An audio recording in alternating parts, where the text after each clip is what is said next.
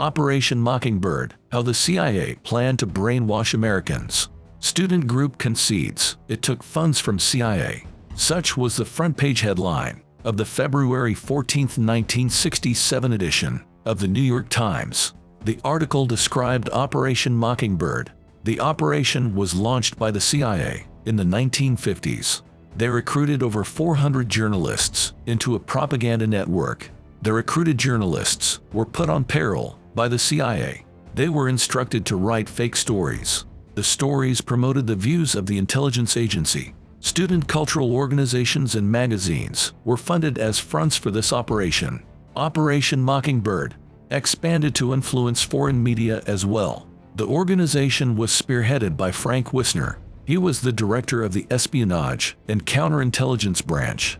Wisner was told to concentrate on propaganda, economic warfare, preventive direct action, sabotage, anti-sabotage, demolition and evacuation measures, subversion against hostile states, assistance to underground resistance groups, support of indigenous anti-communist elements in threatened countries of the free world.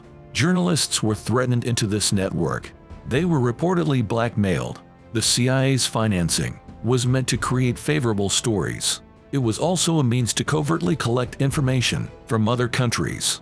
Ramparts magazine exposed the covert operation in 1967. It reported that the National Student Association received funding from the CIA.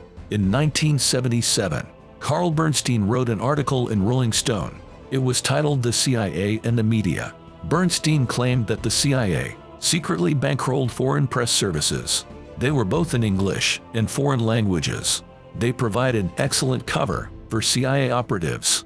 These reports led to a series of congressional investigations. They were conducted in the 1970s under the Church Committee. The committee looked at potential abuses by the CIA, the NSA, the FBI, and the IRS. Senator Church publicly claimed, "We have quite a lot of detailed information. We will evaluate it. We will include any evidence of wrongdoing in our final report." In 2007, around 700 pages of documents from the 1970s were declassified.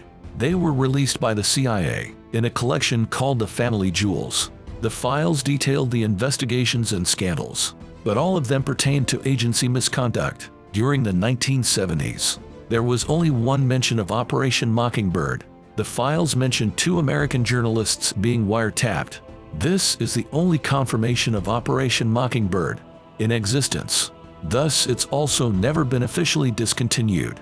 There were never any real charges brought against the CIA. The CIA no longer works in paid or contractual relationships with journalists.